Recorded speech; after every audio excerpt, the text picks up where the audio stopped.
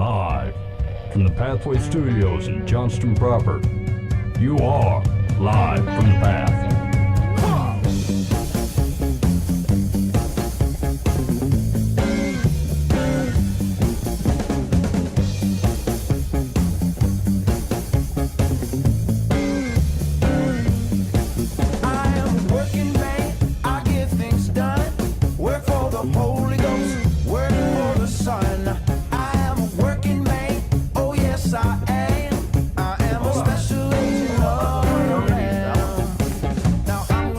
Covering, I'm gonna wear your robe. I'm gonna wear your righteous mane everywhere I go.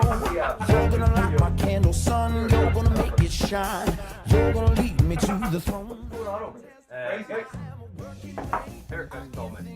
Yeah, a lot of stuff's happening. Okay. I'm not watching. Hey, I'm really loud. Hey! I hear you. It's a rough start. It's a real disaster. It's a real disaster.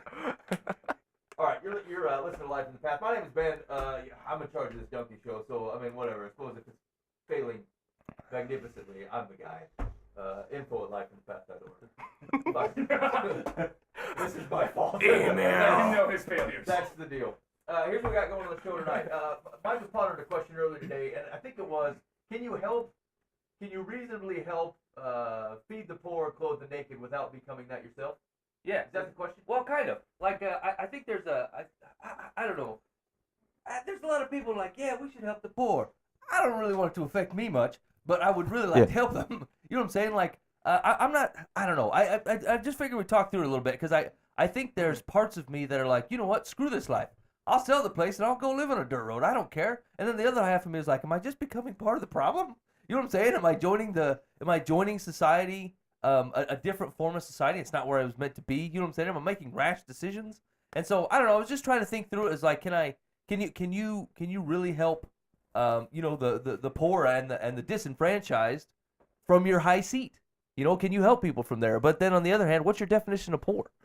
You know what I'm saying? So anyway, I just thought we'd talk through it a little bit and see where we're at there. Because frankly, I think that's there's a 50-50 split. I think you got people out there that are completely unreasonable about it, throw everything to the wind, like. If the Lord tells you to sell everything you have and move somewhere, you best be on it, right? Yeah. If he didn't say that, I don't know if you should just be making rash decisions and getting rid of everything for no apparent reason. I don't know. We'll talk through it. Okay. Dan, you've got some What's Trending with Dan. What's happening? Well, let's see. We got 3 different things. We have a young woman who accidentally sent a nude selfie of herself to her father. That was embarrassing. Oh. We have a Dude. Hey, I didn't do it. but it is trending. I think there's many reasons why we know you didn't do it. We have Steven Spielberg accidentally killed a dinosaur, and people are pretty upset about it. And we have, what's this one? Oh, there's a bunch of people from other countries coming across our border who are also maybe right along the line with what Mike's talking about. Yeah. Hungry, poor. I might be borderline. We'll talk about it. That's actually one of the subjects that's got me thinking about it. Yeah. So.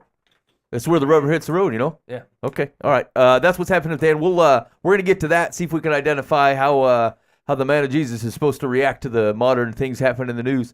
Also in studio with us is Ryan Ekotunic. Hey, Ryan. Hey, how's it going, guys? Hey, man. It's good to have Ryan back in. It's been a little while. We had to ban him from the last time he was here. I mean, I'm not gonna go into details, but like it required a plunger to fix. So we haven't had. It's been a while, but. But it's good to have him back. There's a lot of cool stuff going on in his life. And Primary, I mean, happening tomorrow on Tuesday is we're sponsoring the concert up at Zeke's and Ames. And Echo is part of that shindig. And we're glad to have him. So let me ask you this question. So what's it? How's college life treating you on the music scene? It's been fun. Honestly, through the fall and spring semester, there really wasn't too much going on musically. Yeah. I was trying to just think about Broken Connection, which was my debut album from last year, and then thinking ahead. So college really had more of just the ministry side of just being in relationship with people instead of pursuing music. And so now in the summer where I'm just working and then trying to still be in relationship with people, but focusing more on the music aspect, it's been really fun so we can concentrate more on that. So talk to me about that, about the relationship aspect. 'Cause I think maybe that's something that a lot of folks don't get to see from an artist perspective of how that plays into you actually being able to do what you want to do musically. Yeah, it's that whole balance thing, man. Like, as an artist, what I always want to be careful about is never making people feel like I'm just an artist, but making them know and letting them know that I'm a human being as well. It's just that God's giving me an ability to use music to speak to people. Yeah. But it's not like, oh, I'm an artist, so all I want to do is talk about music and what I'm doing on my next album, and Yeah. you should come to all my concerts or you're not my friend. Like, no. Well, 3/4 of them at least, right? Maybe a few more would be Especially nice. the one tomorrow at Zeke's. I'll be a better friend. Well, I mean, sure, I do appreciate the support, but I want to make an emphasis of that for sure, that just because you don't talk with me about music doesn't mean you're not my friend. Just, Yeah, right. It doesn't mean that I don't want to be in a relationship with you. So Do you find it hard to have a relationship with someone where they like forget you're an artist? I mean, like coming from my Yeah. world, I'm a preacher, and people like Yeah, what They can't What is talk it of- you do again? You mop or something? well, they're all like, "Oh, I'm sorry, I said that." Like, why you with Paul? You know, it's like they can't forget that I'm a Yeah. preacher.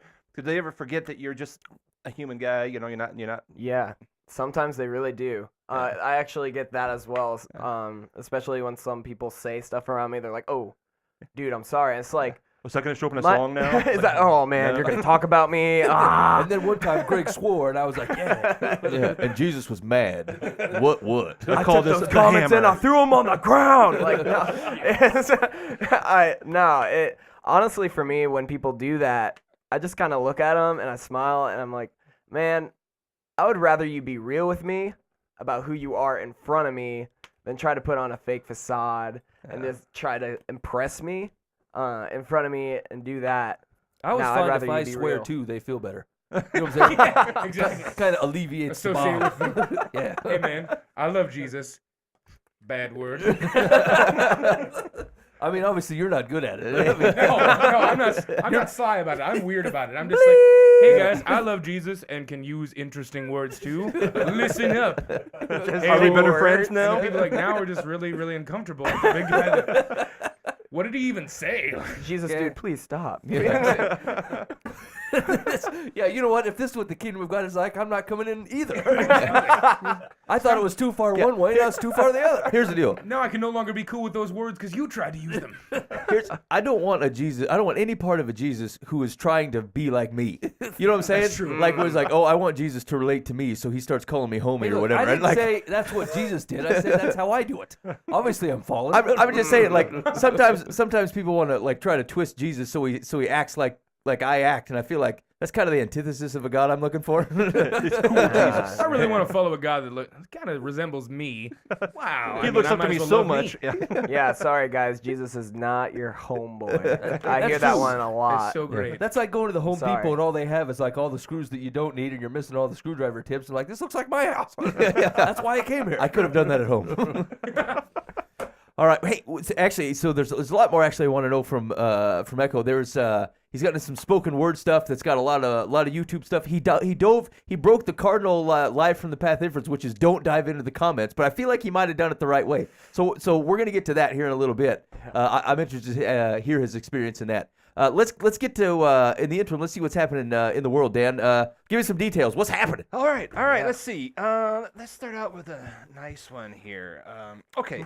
Recently, a cheerleader received a bunch of grief for posing next to some big game animals. Maybe you saw that on the internet that she had hunted. And as a joke, some guy posted a picture of Steven Spielberg sitting next to a mechanical dinosaur from Jurassic Park movie from a long time ago. And the guy encouraged people to share the photo so they could shame Spielberg for killing the animal. And it was shared like tens of thousands of times. And people were saying all kinds of mean things like, I'll never see one of his movies again. I can't believe he did this. It's like, it's a dinosaur. I mean, it's like, it's not real. So here's the question. People tend to disengage their minds or become overly aggressive when they get on social media. This will key in here. How should a Christ follower treat social media discussions? Holy cats, this is a big one. Wow. Go, Dan. Little did I know that was something we were That was talking about. the easy one. You got three options. It doesn't matter. A, it doesn't matter because nobody knows who you really are, so you can say what you really want with no consequences. B, we must be self-controlled and alert at all times. The words we use are a reflection of our faith in our Lord. Or C, I'm too wimpy to have the conversation live, so I have to do it online in order to say things that are truly necessary. What's D? That you only get three choices. It's a trap. That's all it is. It's a trap. There are no other options. All right, Boova, you're up first. I I totally want to say C just to be funny, but no. So B, no matter what, you're still representing yourself. People know who you are by your name, even if what you're posting on there isn't necessarily going to speak to them. I go under Diggy57. You have no idea who I am. Diggy57, huh? I mean, I'm going to change it to Diggy58. Well, fine. but- Now that they've got I'll be me. able to get on the YouTube comments and wait a minute, Diggy58. I talked to you 3 weeks ago. You were on 46. How many bad comments have you made? I'm man? just saying, you don't know me. Ultimately, you're still representing yourself. It's you talking. You should guard that no matter what.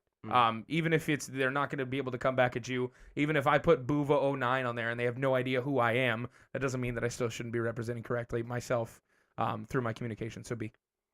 All right. Yeah, we've got a life purpose. We've got an obligation. Right? We need to be getting this message out, and hey, social media can be a way of doing that. So by all means, B. B. I would say B as well, because honestly, with every single action, with every single word, whether that's in person or on a screen where they can't really see your face or hear your words, you're a living testimony, regardless of what you say. And so, whoa, hey, what's up? So I think with our words, sure, we do need to be careful. I also think we need to take into consideration the mindset that the person we're talking to also has, though. Not just kind of go guns blazing at them without thinking first, hey, where are they coming from? What's their situation? But yeah, B. All right, B. Everybody's in with a strong B. Yeah. Here's the thing, though. I find myself rebelling against these conversations just in general because I don't think they can honestly be had. You know what I'm saying? Like, I think people borderline on the C, like Dan's talking about, like, they don't really want to have this confrontation in person, right? And, like, I feel like I'm exactly the opposite way. If I try to do it over some kind of writing, you'll infer sarcasm where there wasn't some, or you'll take context where it wasn't context, and, like, I completely generally stay out of those weeds. I can't imagine. I can't remember the last time I commented on anything, because even with 2 words, they're like, if you're like, okay, for you then. You know what I'm saying? Like, I'm gonna be like, confrontational no matter what you say. what do you mean, okay? You know, Buvo9 is giving me the rub. And so, like, sometimes I think it's probably because I see that more often than not, and frankly, it irritates me that, like, people are like, I'm having a rough day. And people will out of nowhere fly in with, like, verses and stuff, and it's like, hey, man, look, the guy's just having a rough day. You know, he's not giving up on the Lord.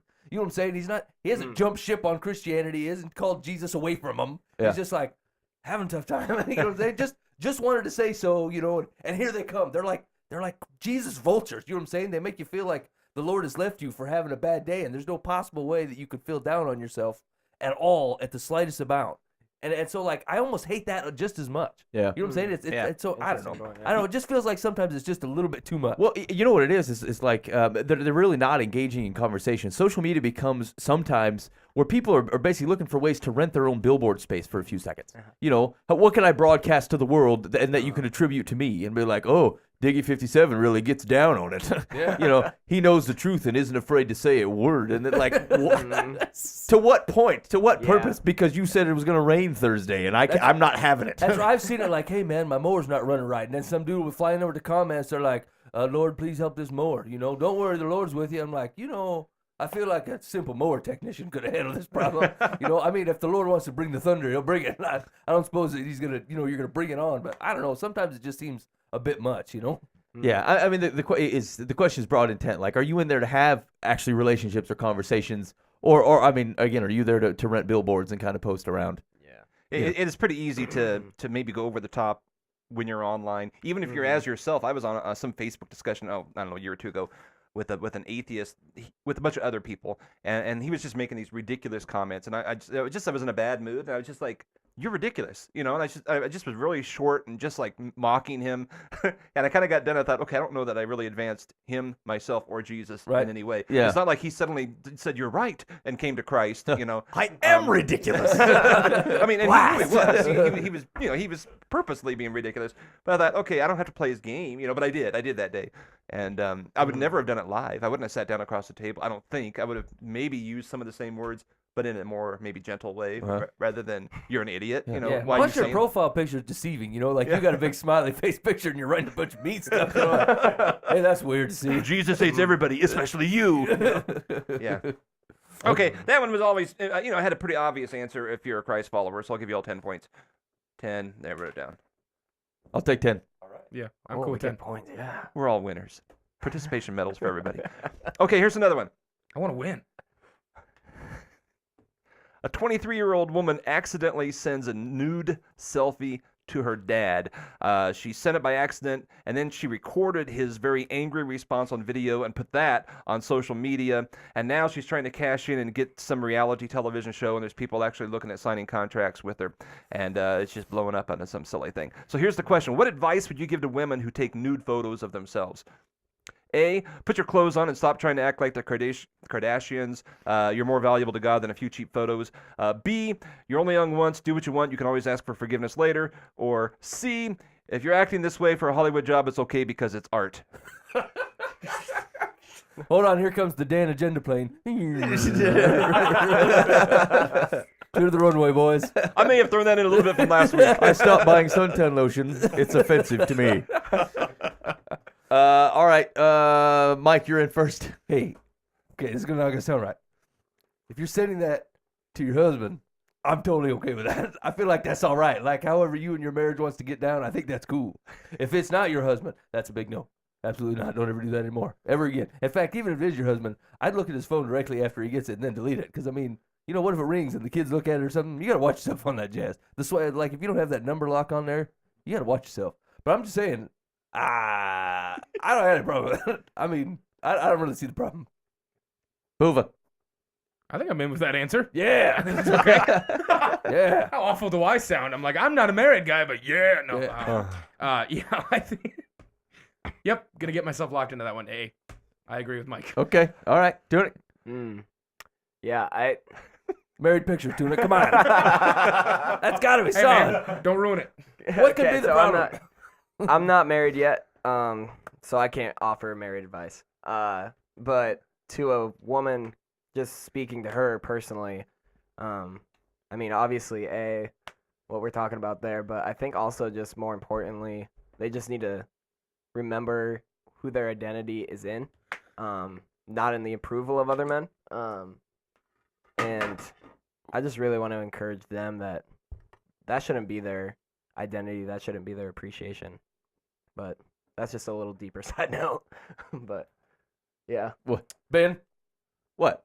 I mean, he's right about that. I know. The underlying truth is that if it's not within a married relationship, you know, I don't know, you're giving away the fun. I mean, like what you're doing is you're drawing, you're having to you're cheapening yourself to the extent that there's more. If there's more to you than that, but that's what it takes to keep someone reeled in or to get someone's attention. Like, that's not the right kind of attention. I mean, it feels good at the moment, but like ultimately, that's not where you want to build. And so yeah, That was my answer. It's exactly what I said. You know, the thing is, you'll get that attention whether you send that selfie or not. I mean, that's the way guys are wired. You don't need to have that selfie. She's already going to get that sexual tension or whatever. She's looking for that just by being female. That's also true. That's also true. It's a misnomer to think that you have to be nude for a guy to be like, oh, no, that's a fine looking lady. No, that's true. That's and here's the deal. Like, I mean, you know, dudes are they're visually wired. That's true. Frankly, you're not doing fellas a whole lot of service by offering up more than you probably should anyway. Like, they're having a hard enough time as it is. You know what I'm saying? Just the female voice and a shoulder is about enough to, you know, send most dudes off the wire. You know what I'm saying? They can't control themselves anyway. And so, like, the more you can keep it at bay is the more that you're going to attract the right kind of guy that can appreciate that. And he's not going to ask for that anyway. You know what I'm saying? The right kind of guy doesn't ask for that stuff. Yeah. That's not what he's after. I mean, he's after eventually when they get married. But I'm saying when he's not. I mean, he's looking for the relationship, and he's basically looking to go through life together with you and not take from you. That's not his goal. He wants to add unto you, not to take from you. And so, you know, by just offering that stuff and taking it, it's exactly what it is. It's not a fair exchange. And frankly, like, especially as the woman, you really should be looking for a man that's going to add to you and not take away. And I just see that as flat out theft. Yeah. Theft. Unless you're married, then it's all right to me. Yeah. You know what I'm saying? Straight up I don't all know right. why Tunic's taking such a hard line on this thing. Eric, do you have any additional commentary?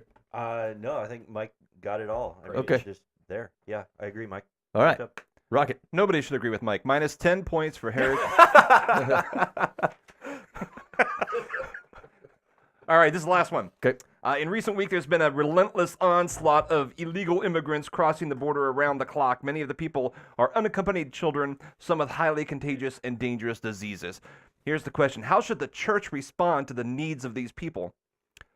A, they should be sent home and taken care of by their families. They can enter our country legally if they want to.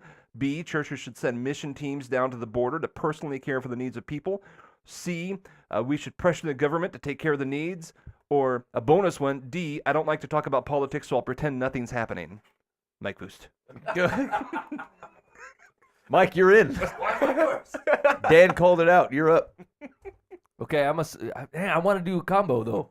I like A and B. You're always a combo. I know. I can't help it though. It's a black and white world. It's not. This issue is the one that's really put me in the straits because I don't know. Like there's a separation between country and the kingdom of God that is starting to get wider for me.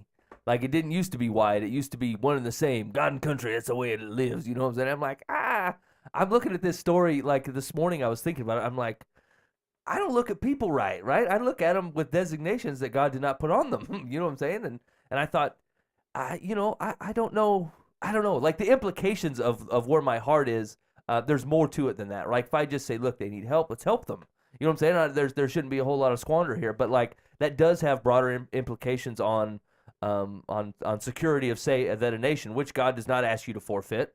But you know, so I don't know. My heart's torn between a couple things. I really don't. I don't know that I trust, say, our government to handle this correctly with God's heart. But then on the other hand, you know, I don't know. I'm going with A and B. I'm saying, yeah, go down there and take care of them as they cross, and B, we need to send folks across the border and help them where they're at. That's where I'm at. It's got to be both. It can't be just one. Booba? So I think that I'm torn between A and B. I don't think I agree with both of them, and I'm trying to figure this out. So A was we send them back, let their own families take care of them. B is the church sends missions down to them. Correct? Yes. Okay. Dang it, I'm sorry. I'm a combo between B and C. That was one, help them at the border, and C, send someone across the place, right? Yeah, one's have the government do it, Yeah. and one's have the church do it. Oh no, yeah, I vote for church. Sorry. Because see, here's my reasoning on that is it's easy to sit back here in Des Moines, Iowa, and go, yeah, someone should do something about that, Yeah. and then do nothing. Oh no, Right. I'm sorry. I'm You know, solid. I'm so- solid B. I confused the two. I'm B Yeah. solid. Church. Yeah, I'm on church responsibility. Sorry. I agree with the church's responsibility, but No, that's a mistake. Go ahead. oh, okay. Thanks, Mike. I agree with the church's responsibility. That's what we're called to do. We're called to take care of the people that need to be taken care of. I completely disagree with C. We don't need to leave it on the government. That's ridiculous. We need to take care of this stuff. That's what the church is called to do. But I'm iffy on because I'm wondering why they're coming over, and it seems like their families aren't able to take care of them, so you can't really say A. So I guess then I am a solid B now that thinking about it, working through it. So B, Good church move. need to take care of it. Herrick? Yeah, clearly the church needs to get involved. I mean, our country's not being invaded by children. This isn't an issue of national security, even though it's a border issue. But it's not like something that, the republic is going to fall because of this. So don't get crazy. The worst that's going to happen is just some economic switcheroo down in the southern states. That could be a little bit of a problem, but that's small potatoes compared to what they're going through. You have to ask yourself, there's a reason that these kids are fleeing the countries that they're coming from. There's a reason that their families are sending them, that the families are willing to be split up in the hopes that these children might have a better future than serving in some cartel's army after they've been kidnapped and drafted into it. So these kids are looking for, even though it could be the worst possible American lifestyle imaginable, it's still better than the best possible lifestyle they could have back home. And the families are sending them for this. The church should respond to this situation on both sides of the border if they can.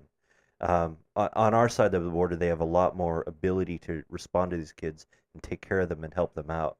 On the other side, it's tough trying to work against the cartels that are there, that are the ones who are really pulling the strings.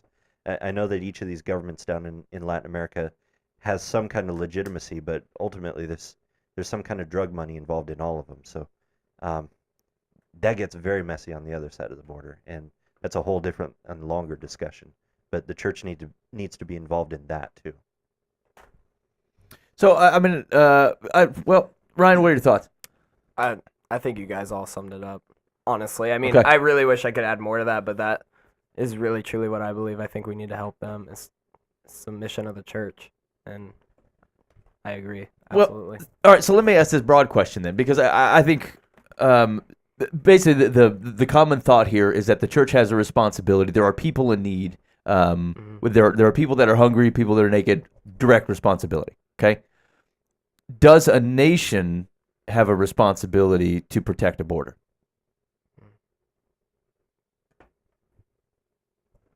I would say yes.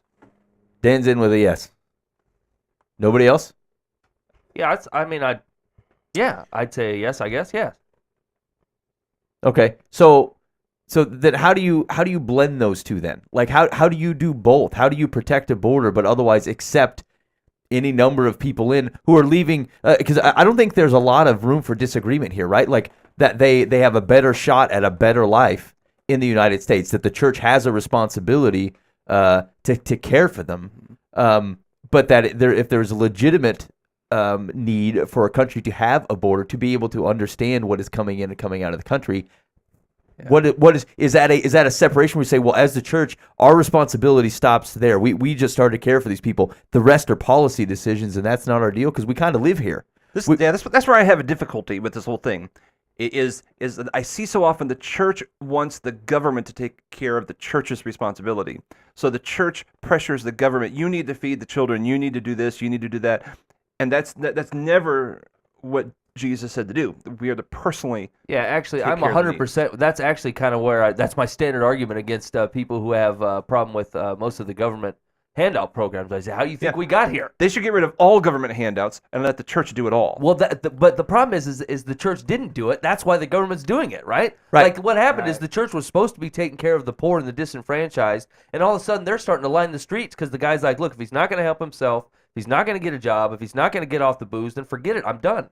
And so the church goes, I don't want to help him anymore. And so now there starts to be poor people all over the place and go, look, somebody's got to do something about this. It's starting to bother me. Right. And we can lament the fact that the government is involved in healthcare and that the government is involved in welfare and the government is involved in all these different things, right? But like what the state of the church should be, that the government should be able to show up on a street corner with $300 in food stamps and there's no one that wants it because they're being taken care of.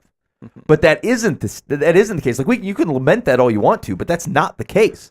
Yeah, no matter what the government's doing, it's still the church's responsibility. So the church can't cop out and say, "Oh, they got this covered." Yeah, we still have to do this. It is our job.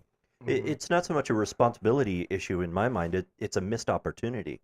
Here are these kids who are very impressionable right here. They can have their introduction to a new life here in America, or even if it turns out that INS gets involved and they get thrown across to the other side of the border, we still had a moment that we could share with them where they kind of had a glimpse of something, and we can actually impart upon them, hey, there's this kingdom that you can be a part of. There's this Christ who is awesome. He will change your life. They can bring that goodness back with them, or they can integrate into this society, and we can be involved in that process. Or we can just kind of sit back and say, all right, government, it seems like you've got some money and you've got a small cot over here for them to sleep on, so you've got this covered. Right. So, and I think that's where we run aground is not considering both, right? Like you saying I think we have both. We have a responsibility to care for them and an opportunity to share Jesus with them. And it's the same thing. And sometimes we get in the mindset where we're going to choose one or the other. As if we don't have the ability to minister them in both ways, because I think they both contribute to the same thing. They see Jesus correctly through the understanding of both. But I guess back to that same distinction though is like, then what do you do? Like my response in my country, I open borders and people just run in. I'm not sure that's a reasonable way to run a country though. So what's a government to do?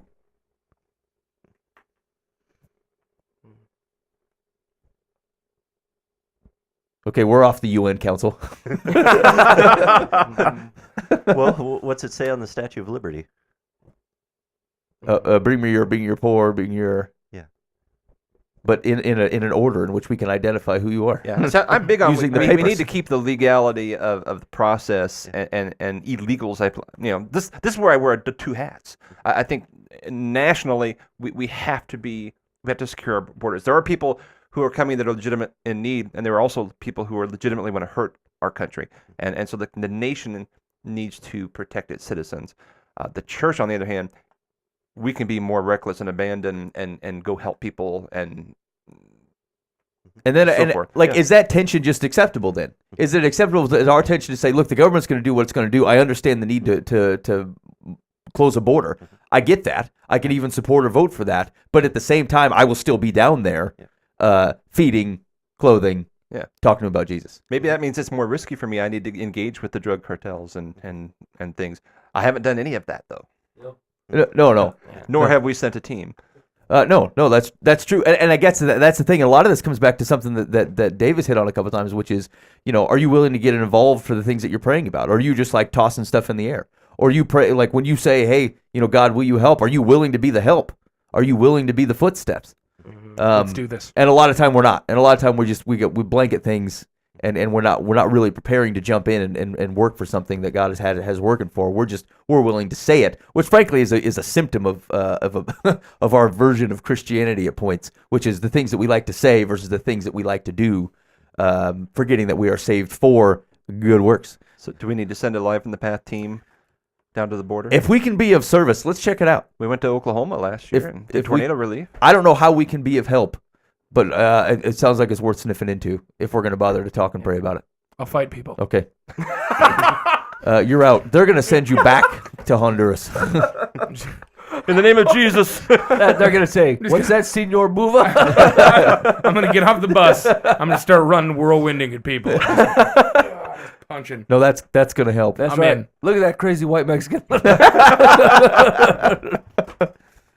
You don't have any papers, eh? All right, you're listening to Life in the Path. Hey, look, that's what's happening in the world. Hopefully, I don't know. We're trying to digest the things of the day from a perspective of someone that loves Jesus. Hopefully, we've done that. If it don't sniff right, definitely check your Bible. Berean that stuff, man.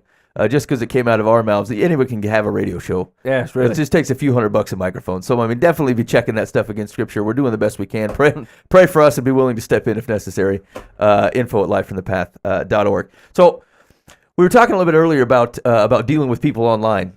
And so, Tony, tell me a little bit about this spoken word business that you got out there. Let people know what it is so they can go check it out. And then I want to talk about how you're engaging people in the comments, because we have a standing rule that comments, especially on Christian-oriented things, are friggin' poison. It's a poison field.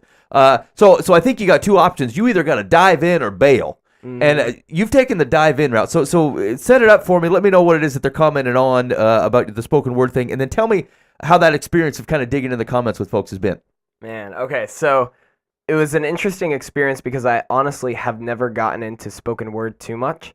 And so me and Ryan Buck, who did the visuals of the video, it's up on my YouTube page. It's called What is Love? Spoken Word. And he just did a phenomenal job. Just a quick shout out to him. Ryan Buck is amazing in so many areas, and God has given him so many talents and gifts. But so we did the video, and I think the thing that really got people in an uproar, which is interesting because I look through the comments and I really can't find any other reason, is they go through the whole video and they're like, yeah, I really agree with this. Okay, yeah, that's so true. We view love in this way instead of this way. Because I take it at the beginning from a perspective of someone who's kind of either looking at a TV or looking at ads, and they're like, okay, so this is what love must be. And they agree with that. They're like, yeah, that's what they seem to paint. And then by the end, you start getting these subtle messages of like, okay, there's something more. There's a reason why we all crave this love. There's a reason where this came from.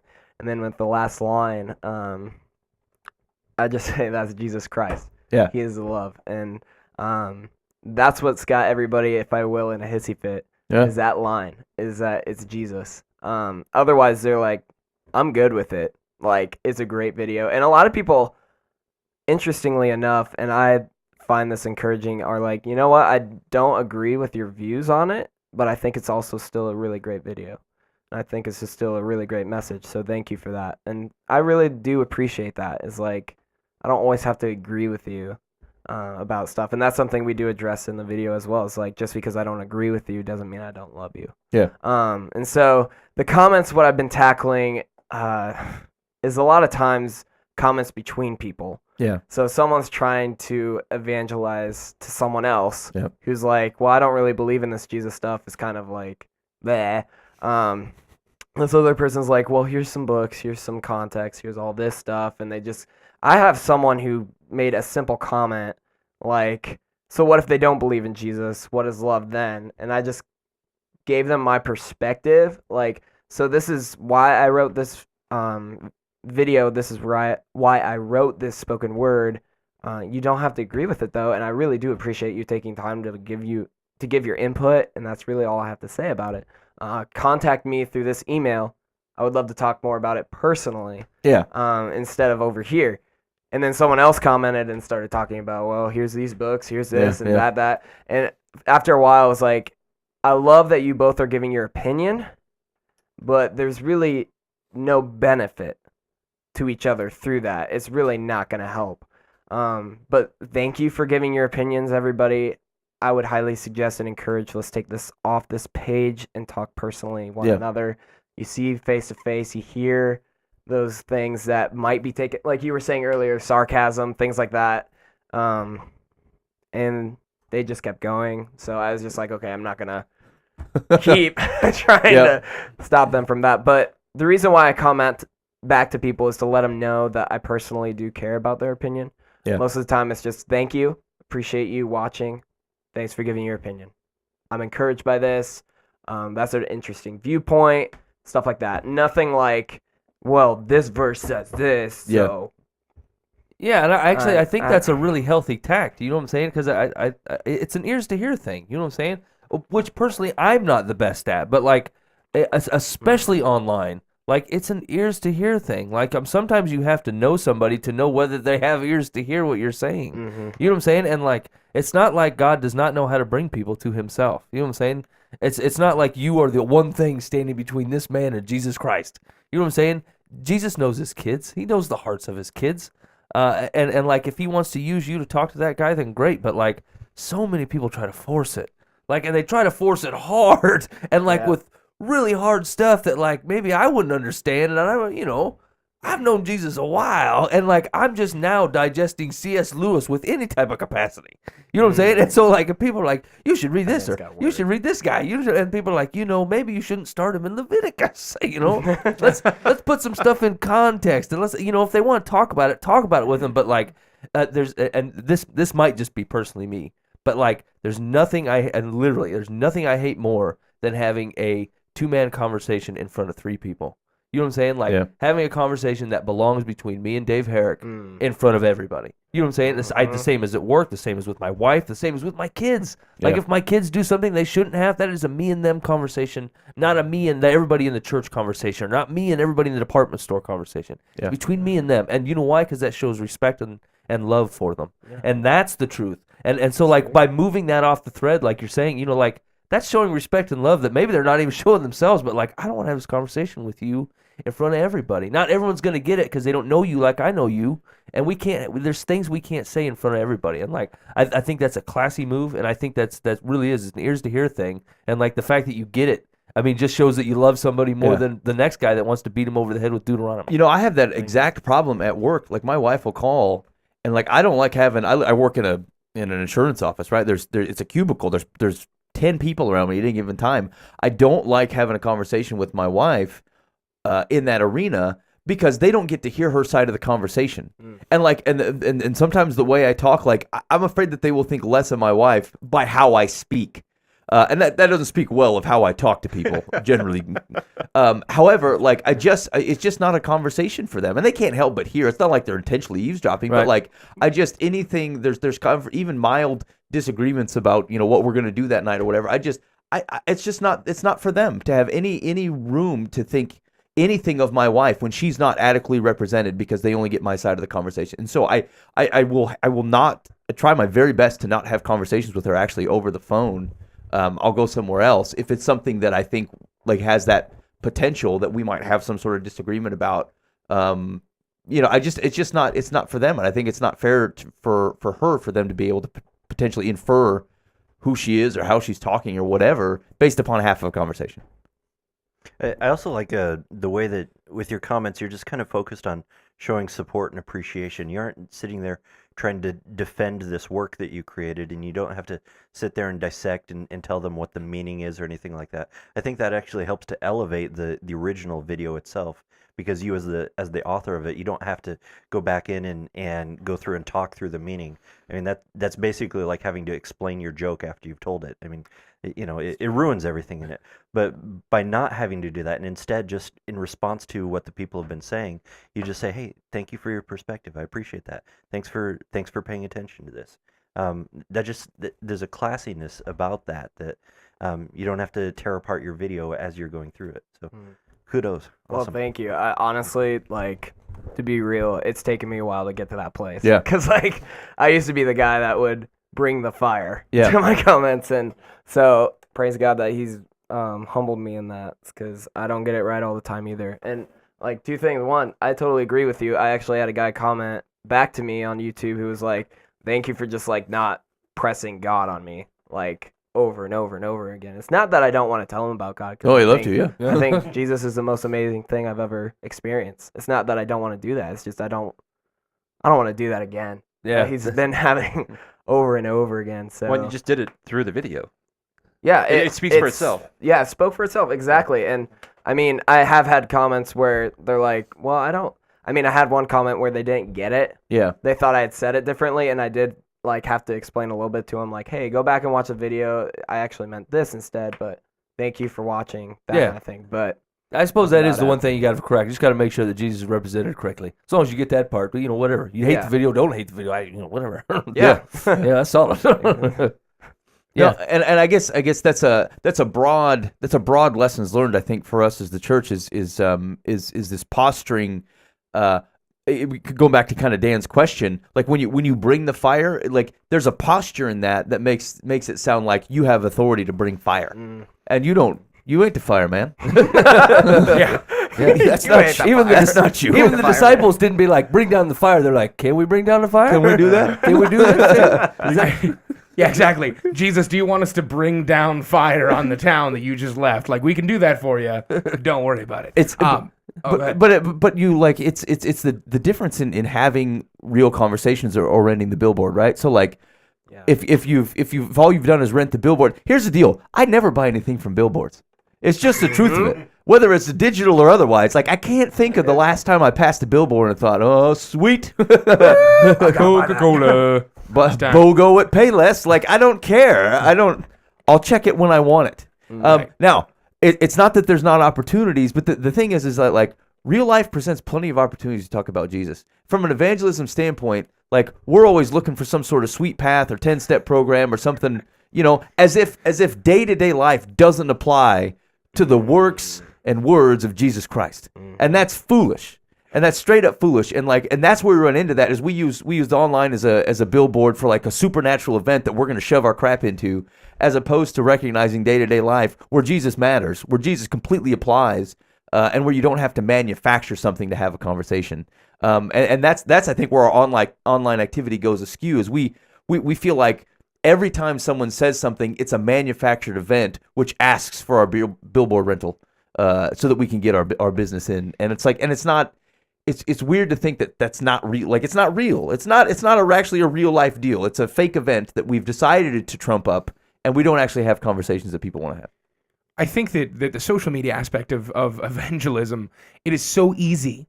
It is so incredibly easy to go onto a post, whether it be someone saying, oh, I don't believe in God, and then you coming up with this huge, long comment back and be like, you know what? Through this comment, my words are going to bring them to Jesus. Let's do this. Yeah. I am going to do this. God, don't worry about it. I got this. The wrath of my vocabulary will Exactly. will know no bounds. Okay. I got my. I've got exactly. I've got my Jesus Mad Lib. It's just okay, I've got atonement in there. We've got forgiveness. Yeah, and because grace. everyone that doesn't know Jesus knows the word atonement. Exactly. Yeah, it's what do you know about sanctification? It's like, what? I was just about to point that out. I've seen that. Hey, do you know what the word sanctified means? No, I know. It's the process. That is your opening. That's your opening get. You know I can tell that you don't know anything about Jesus. Let's start talking about how the Holy Spirit works in your life.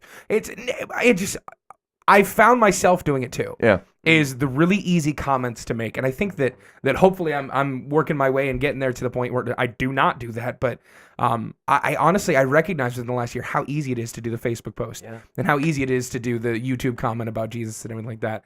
And it's so funny because once you step back and you look at the concept of what relationship have I built with this person to even be able to speak into their life? How have I connected with them in any way? I know their username. I know this is Diggy57. Diggy57, whatever. But I don't know. Don't troll me, bro. Exactly. I don't You're know. gonna get a lot of comments. I don't now. know anything about Diggy57. Excuse me. I read in YouTube comments, Diggy57, that you're having a hard time. Let me try and reach out into your life and talk to you about my Lord and Savior. It's like, what? That makes absolutely no sense. You have just described the CNN Belief blog. That is everything on CNN. CNN. I know everything you need to know about your stupid cat picture and then your profile name. That means nothing. I can't speak into your life when doing that. You love cats, you must be lonely. Let me hook you up with Jesus. You know there ain't no cats in the Bible. Exactly. It's just it's sad that that's what it's come to is we feel like we're doing outreach and we feel like we're doing work for the kingdom of God when we talk on Facebook and when we leave comments and we leave the hey, Jesus loves you on this random long rant and expect them to go, oh. You know why? Because there's no risk in that. You Yeah, know what I'm there saying? isn't. Like people are base. It's gonna sound bad. People base are cowardly. You know what I'm saying? There's no risk in sitting on my Facebook going, get back to the Lord. You know what I'm saying? Or you've separated yourself from God. Get close to Him. You know what I'm saying? I don't have to say anything more. I've said my piece, and I've represented God, so I'm out. Like the risk is going to his house and looking him in the face at 2 a.m. and say, "What is going on, man?" And it kills me that was the checklist for someone. Someone did that on some social media and said, "I did my evangelism this week. God is happy. I did what I needed to do. God is happy. I said He loves you to somebody. That's great. I've done awesome this week." And we look throughout, we talked about it just in your daily lives and the conversations that you're walking past where you're not representing Christ and you're not representing your godly heart that you're supposed to have and you're ruining every single one of those interactions. But you go to Facebook and you put something up like God loves you with a Bible verse and a pretty little sunset in the background and you feel like you've evangelized. Yeah. Did you see this on GodTube? Yeah. or the Hey, man, selfie. did you see this young kid that's from a different country that's singing a God song? Isn't it great? Love Jesus. No. Or the that's selfie in the ridiculous. mirror with a verse, and you're like, what does that have to do with Yeah. God at all? Like, Philippians 4:13 right behind you. What's up? It's like, did I Snapchat a Bible verse and I feel like that's my evangelism? Excuse me, I And need then to delete walked a few up- posts here. And then I walked into I had one half started said, "Make much of me, Lord." well, and also just thinking about it, honestly, what's the heart behind most of those? Like, are you? There isn't. I really like the billboard statement you make because it's truly about like, hey, let me show you how great I am, how righteous and how perfect I am for you, and show everybody else like, oh, that person is a Christian. Wow, Yeah. that's Exactly. great. And so you just go on social medias, and I also liked what you're talking about with like one-on-one conversations when you like try and make it a public event. No, you're making it a public event so you can get a little more just more praise for yourself and make yourself Look how I good. handle this. Yeah. It takes much less glory and a lot more work to go behind the scenes and talk to someone personally than to go public and make it look good for yourself. It truly does. Yeah. And I mean, that comes from me. I mean, that's the deal. People are a dirty business. You should know you're one of them. You know what I'm saying? Like people's gotten involved with you, and it's hairy. Yeah, but like, I mean, if you feel like you solved someone's problems and it was pretty easy, you didn't help. Whatever it wasn't helpful. Like I dropped off some cupcakes, and now they feel better. Yeah. They have a lasagna. Yeah, that was their life problem. I mean, honestly, I would love some cupcakes. Yeah, I mean, anybody out there, if you want to drop by cupcakes, That please. solves the direct problem, which is a man says, "You know what my problem is? I don't have any cupcakes." Guys, I'm going to tell you right now, your problem is never you don't have cupcakes. I can attest to this personally. I've said many occasions, my problem is I don't have ho-hos. Guys, that's never the problem. Trust me. Never the problem. Here's the thing: is ultimately we get caught up on trying to point people to what Jesus believes, but if they don't know Jesus, they don't care what he believes. You know what I'm saying? Like what I believe is irrelevant. Let's call God a God. Okay, I should care what Jesus believes, but only if I know who he is. And if we don't agree on who Jesus is, or I don't know Jesus, I don't care that he believes in the Old Testament. Yeah. And so let's start there. Right. Let's talk to you about the sin that's in your life, because there's a God that you don't believe in, by the way, that loves you, that you don't believe in, by the way, that wants you to do something that you don't believe in, by the way. But I'm going to tell you how much you shouldn't be doing that before telling you about how much he loves you. That's right. You're separated from him. Oh, no. There's a law in Kalamazoo, Missouri, and you're breaking it. What? That makes no sense. That's like someone tell you when you're 78 years old that like you have a great uncle Chuck who died 40 years ago. Thanks. You're like, oh. Good. I didn't get any inheritance or anything? Actually, you did. I've been waiting 38 years for this check. This is ridiculous. Yeah, no, that's insane. I see so many times where people attack the sin of someone, and before they say anything about what Jesus represents, who Jesus is for their life, who he is supposed to mean to their heart, they tell them about what they're doing wrong. And I'm thinking to myself, before I was a believer, if someone were to come up to me and say, Troy, you're sinning in this way, and you need to stop it. And then a couple weeks later go, oh, by the way, I completely forgot about telling you, hey, Jesus loves you and died for you, and then all this good stuff. But before I tell you about any of that, you need to start following him, and you need to start being obedient. It just doesn't make sense. I suppose it helps if you're sharing the good news to actually start with maybe something good. Right, exactly. Yeah. Let me share the bad news about how you're going to hell. And then we'll eventually get to how there's a chance you're going to heaven, but we're really going to dig into the whole hell thing for a bit. Well, I think that goes back and then to you're the supposed whole... to be in a good mood at the end of the conversation. Well, yeah, it stems back to the old idea of the gospel being a sales pitch. You got to create the need, and that's what they're trying to do. Is like, oh, you have a need. By the way, you realize everything's going downhill for you, and here and I can help you. Rather, that's exactly. What it really stems. Because that's a good mentality. You know the thing that I've noticed though is like everybody knows the need. Like, you don't have to tell them nothing. Yeah. Like, you can look at almost anybody, whether they want to acknowledge the existence of Jesus Christ and the Lord and Savior, you say, something don't feel right, does it? And, like, everybody knows that feeling. Everybody knows what that feels like. Whether they want to say that's the lack of God in their life, they know something ain't right. Yeah, right. They may argue what to attribute it to and, frankly, what the solution is. But, like, that base need in people, there are I've met a couple, but there are very, very few people that would deny that they have that. That's right, that need exists. Because they've obtained things and lost things, and they still have that same hole, right? It doesn't matter what they get or what they lose, they still have that same hole, and whether they want to acknowledge that as sin in their life and not being next to the Father, that is what it is, right? And so, like, you very rarely have to oversell hell. You have to say something doesn't feel right, does it? And, like, they know that. They won't tell you that, but they know it. Yeah. And they'll remember that for the rest of their days. You know what I'm saying? As soon as people say, like, it's the same thing when I have a conversation with a guy who's always struggling with something. He's like, I'm just having a problem. I feel like my relationship with God's not right. And I say, what sin is separating you from him right now? I said, don't tell me, but the Holy Spirit will told you right there. That one that you're not going to tell me, that's the one the Holy Spirit's talking about. It's true every single time because everybody knows the answer to their question already. Yeah. Everybody already knows the answer. They just don't want to take the jump because it's messy. Just like with people. Like, even the relationship with Christ, like, it's very straightforward and clean cut. But, like, the brass tacks of it is dealing with his people and dealing with the fallen world, and that still is messy. Doesn't matter who's running the string. Yeah, I agree. Hey, we've got to, if you're on 99.3 KTIA, we have got to let you go. If you're listening to the podcast, hang back through the break, and we talk a little bit more with Ryan Ekotunic. Hey, listen here. I don't know what you got going on tomorrow, and I don't care. I want you to be at Zeke's. Starts at 6:30, okay? It's on Lincoln Way. I've forgotten the exact digits. Type that stuff in the computer. That'll help you out. But there's 4 great bands. Echo's going to be there. We're going to be hanging out. I'm at least going to be there. Are you guys coming? I'll be there. I'm going. Okay. All right. It sounds like we're going to make a date of it. 4-dude date. Instead of going down to the border like we belong, we're going up to Zeke's. We're going to put on a show. Hello, Convictions. My name is Thine. It's all good. Someone else take care Here's of the deal. Hashtag whoops. There's guys. These guys are out there. They're working hard for Jesus to spread a love, and they get access to people that you and I may never get access to through that music. And so support those guys. It'll be a great show. It's $5 at the door. Come out to Zeke's, and I hope to see you there. If you're on KTIA, I got to let you go. We'll be right back with you. You're listening to Live from the Path.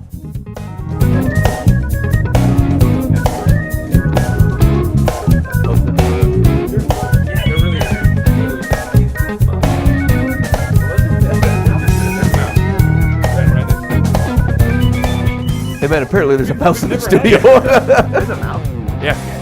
Nice. Yeah. Hey, tell me if you see him. We'll get a cam on him. Don't lick the floor. Gross. Crap! Hey, You man. know what that's from? I dropped a peanut butter Captain Crunch last Man. week, and I've attracted mice. Dude, Yeah, they love peanut butter. Doggone I it! hate cinnamon. That's what's done it. I've attracted Seriously, mice man. with it. What a mistake, man. No doubt. What a real bummer. All right.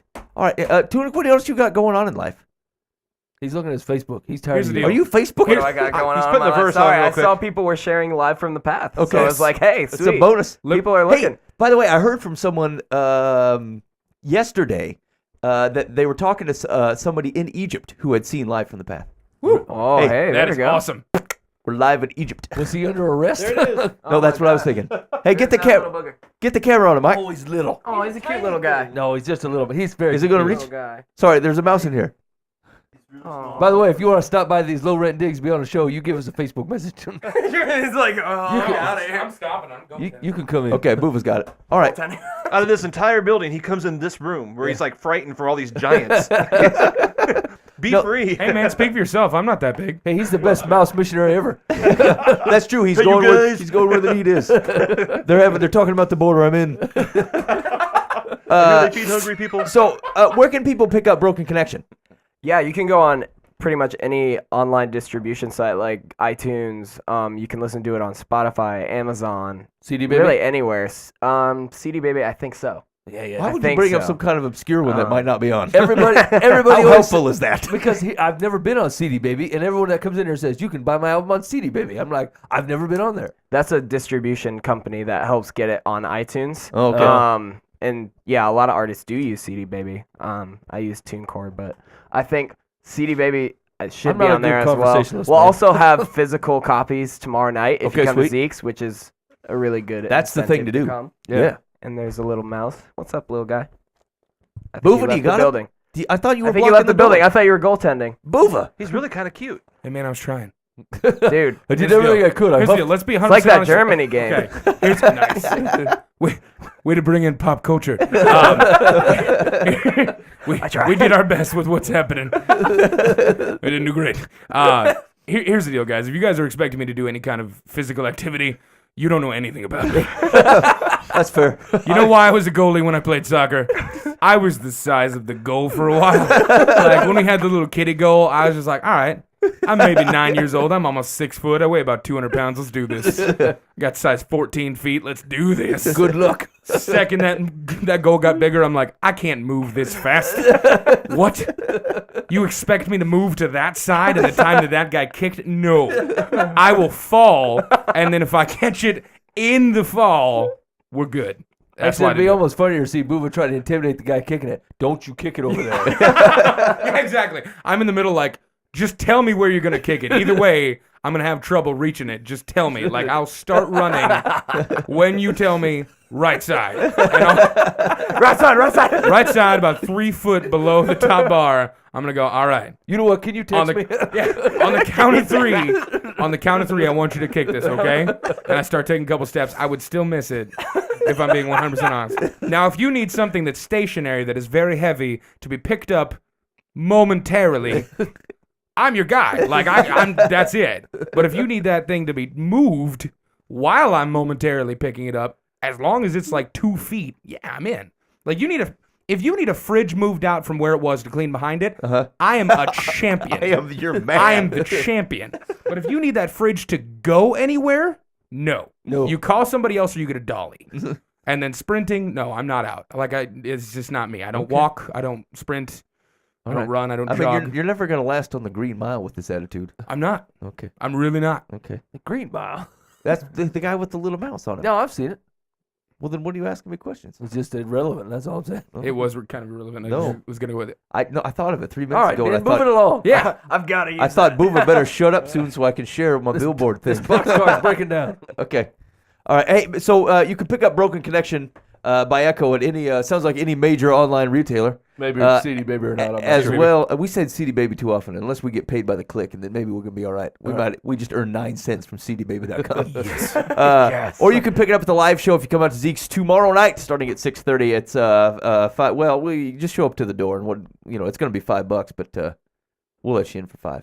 Yeah. Okay. All right, Mike. People need some help. What do you got? You want Dear Abbeys? Yeah. Yes, you got some Pope style? Real quick, Pope style. Okay, hit me with Pope style. Okay. The premise of Pope style advice is that some Yahoo that you used to be friends with in high school and you jilted him somehow. I don't know. He's mad at you. He's got a grudge at you. He told everybody that you're the Pope, and so now there's thousands of people on your front yard and they refuse to leave without some advice from Pope style advice so they can get on with their day. And this week it tends to almost the social media aspect, but so there's a movement within Christianity. They're like anti-Christian Christians. You know what I'm saying? Like they're like people are too. They think this is too Christian, and like I'm not one of those. You know, like I'm not one of those people that thinks like that, or that they have a real hard time with religious folks. Right? Yeah. They're real against the establishment. And so I kind of got on board for a little while. Like I thought, yeah, stodgy old pews, whatever. Let's take it to the streets. You know what I'm saying? But here's the thing: if you let this go too far, then you're basically stepping right on the face of everything that Christ talked about, right? Because let's say you got a guy that doesn't know Christ at all, and he's living a sinful lifestyle, and he's doing whatever he wants, and he has no idea that he's separated from God. And you want to evangelize to that man. That's a score, right? Let's say you have a religious man that thinks that he knows Jesus Christ and attempts to be in relationship with him by following a bunch of rules that other people made up that have no connection to the heart of Jesus Christ, have no love for other people. Okay. You don't want to evangelize to that man. Right. They're the same guy, right? They're the same. Neither one of them know Christ, right? That's the problem. And like this ultra whatever hip anti-religious movement of Christianity like wants to condemn the current church for like their I don't know, like I agree with them on some points. Like there's parts where religion overtakes Jesus, right? And that's a problem. But that's just another guy that doesn't know Jesus, right? That's not anything else but that. Right. And so he's the exact same guy that you're saying, hey, we got to drop everything and evangelize because we're going to change the world. And you're pretty much leaving the church that needs Jesus. And so like I guess I'm asking not to miss the forest for the trees here. When you rail against religious people, which is a problem, I agree. Like religion is an issue, but when you rail against them, you're basically saying I don't want anything to do with those sinners. They don't know Jesus. I'm out of here. Right? That's a mistake. That's you're dumping on the same category of people, and it just seems so odd to me that they make the distinction. So the basic nature of what you're saying is that when people get fed up with the religious of the church, where they feel like they're more focusing on religion and not Jesus, Right. Where they're caught up in a religion and not in a relationship with Christ. Right. And you say they bail from the church to go help the sinner, they're actually also still bailing on the sinner. Yes. Right? Because someone who is put a religion or an infrastructure above Jesus has the same problem as a guy who doesn't have Jesus at all. That's exactly right. Maybe I probably didn't phrase that right, but like it seems to be filling up my news feed more and more often of people like making fun of religious Christians, or they don't want anything to do with those kind of people who don't put up with swearing or some kind of offbeat behavior. And I'm like, man, like if they're that religious and they're missing Christ, then maybe you should be talking to them. Instead of this, maybe there's all kinds of people that need to know Jesus, and religious people are one of them. And so like it seems like such a weird distinction to me, and I'm just seeing it a lot more often than I'm used to. No, and like I think the perspective here is that if you find yourself in situations where you're dealing with people, I mean, even whether you're in a church, like a church community infrastructure, actually any community, this is going to come up, right? You're going to come to a point where like the people around you aren't doing what you think they should, right? They don't appear to love Jesus, and you've been trying to talk to them and trying to help them and engaging in their lives, and nothing seems to be changing. And you're leading something, and nobody's really following the things that you're trying to get them to do. And this happens in families, it happens in communities, it happens in businesses, and you'll get to a point where you're like, this just isn't working out. Things aren't changing. These people are not doing. They're not growing. They're not maturing. And everyone, you'll get to a point where there's a thought in your head that says the answer is to leave and go to somewhere where the soil is more fertile. But like the very truth that those things still exist where you're at, advocate for you to remain. That's the truth. The truth is like it doesn't ever help the people for you to leave. if you're maybe you're not the light. Maybe actually you're causing the problem. That's possible. I'd be open to that. No, thought. that's true. Yeah, You might could be the whole problem. pinnacle of the problem. Right, but like and this happens in every ministry. Every person that's ever tried to lead something is you'll get to the point and you're like, this isn't working, and either I'm failing or these people suck, and those are the two options that you can come up with. And so your solution is if I'm failing or they suck, one way or the other, if I leave, this solves problems. The truth is it doesn't. The truth is it doesn't solve problems. It doesn't help for you to leave. It doesn't help for you to bail on a community. It doesn't help for you to bail on a family. It doesn't help for you to bail on a relationship that's not working. Like, that doesn't solve your problems. And that's the mindset that you're talking about. Is like, these people they're too stuck up. They're too uber religious for me. The way to solve this is for me to go and talk to the real sinner. Well, if that was the actual problem, what does that say about you? You left. Yeah. You left where you saw an issue, where people needed Jesus, and you said, I'm going to go to the other people who need Jesus in a different way, and I want to talk to them. I mean, it's possible you're not the right guy at the right time. I get that. I don't want to discount that. Right? Maybe God has you doing something else. Yeah. But like, there are certainly times where a level of frustration or a feeling that things aren't progressing the way they should, and you think maybe it's just better if I go. Like, that's the thought of a leaving husband, and it's just not a good reason to do anything. If you're being called to something else, I get that, but called away from this specifically into an ether of nothing because something wasn't working out, it just doesn't sniff right to me. Yeah. So. Yeah. Well, and honestly, the heart behind it again is like, if it's, oh, this isn't working out for me, well, what's the heart behind that? Is that really a servant's heart where you're wanting to give and serve? Yeah. And be that example of Jesus to someone else? Or are you just looking at what's best for you? Like, when you're leaving and just being like, well, this doesn't work for me, so I'm going to go somewhere else where it's going to work better for me. Yeah. Honestly, it's just a heart of selfishness and not a heart of serving. Yeah. And it's really not in the betterment of them, and it doesn't solve their problems. It just solves yours momentarily. Right. It's like, oh, it's just solving what I'm dealing with, but what they're dealing with is still going to be the same thing the next day. It might even be worse. I mean, unless you're the person causing Unless the you're problem. the problem. Like we're talking about. There's like, caveats. There's reason to go. yeah. Yeah. But I absolutely agree, especially in relationships. Like, you don't just leave because something seems better somewhere else, because honestly, then it's not going to be as good then, and then you're going to leave again. Yeah. For something better somewhere else. Yeah. If you're So if you're always chasing what's best for you, you'll be chasing that forever. Oh yeah. Yeah. Because there always seems like there's something better coming around, as opposed to what does God have me doing and how am I serving others. And if you can get content in both of those things, then you're probably in the right spot. Ready? Yeah. Dear Life from the Past. Okay. We were visiting my daughter and her husband when their 3-year-old Bethany, offender, entered our room and rummaged through our medications. The door to the guest room was closed and the medications had been placed on a desk. Of course, everyone thought she had ingested some, so they rushed her to the ER. We were fortunate that nothing was found in her system.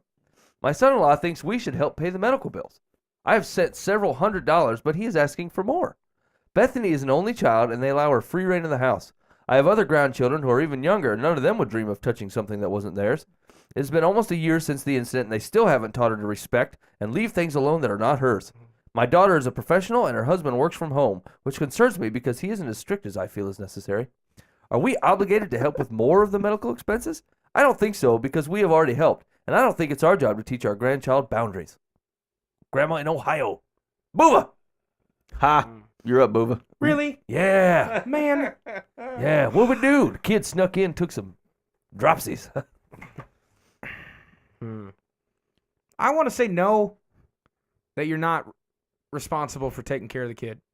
I think the parents should have to do that. It's part of having insurance, part of dealing with health, all that stuff. Even given the $100 that you've already done, I wouldn't have even done that, to be 100% honest. The kid came in, messed with stuff that was yours. Ultimately, it's your grandkid, but yeah, the parents that they're trying to put a financial obligation on is ridiculous. All right. Tunic, what are your thoughts? Yeah, I don't think they should feel the burden that they have to do that. I think also what they're facing is just what we're facing as a society, is this sense of entitlement. We just feel entitled, and we feel like we're entitled to everything. And so instead of earning it, which what our parents and those before us have done, is worked hard and earned it, worked hard, lived for respect, were taught the right ways, it's the parents' job, honestly. It really is. I mean, the grandparents can implement examples of respect, and they can do what they can, but that is not totally their burden. Hey, that kid's 3 years old, man. You got to lighten up on that kid. He's 3 years old. He roaming around. He opened the door. He grabbed stuff. Yeah, did you hear that? I'm having troubles here because I agree on the basic premise of the question. Yeah. It says, like, I don't think I should have to pay this. But, like, the attitude of this person is real foul. No, that's. I have other grandchildren that are younger than them, and they wouldn't dream. Yeah. of it. Yeah. This kid needs to be taught respect. She is 3. You know what I'm saying? If 3. if you have medication, you are responsible for that. I mean, I don't care I mean, whether the child should have been there or not. You should not have put it in a place a child could have found it. I mean, you just don't. What if the mess child's with, 10? with Does prescription? that change that? You still, you know what? I don't do it with those high schoolers because they might take it and sell it to their friends. Ooh, friends. I'm just saying, if you have medication and it's prescription, I don't care where you are. You don't just leave it out for people to find it. You just don't. It was on a desk, Dan. Exactly. Impossible Don't to put get it to. there. Keep it in your suitcase and Okay, lock it so up. are you saying that they should be responsible for medical Now, I bills? have a difficulty trying to figure out the financial part. I don't know why mom and dad don't have health insurance and why there's this big, huge bill. They've already paid hundreds of dollars. Yeah. I mean, so that I don't know. I can't. That's a bigger issue. But I can say the grandparents are at fault for having that accessible.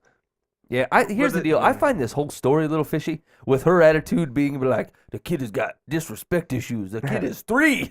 You know what I'm saying? Like, if he was stapling his poop diaper to the wall, we might be talking about something. But, like, this kid opened the door and walked in and grabbed something that has no idea what it is. Sounded like a Right. Yeah, Right. looks like a Lego or a pill bottle. They don't know the difference, you know? Yeah. And so, and they're like hundreds of dollars. That medical expense doesn't make sense. Most parents are like, I don't care about the bill. Get the kid in there. Thank you, Jesus. There's nothing wrong with him. We're great.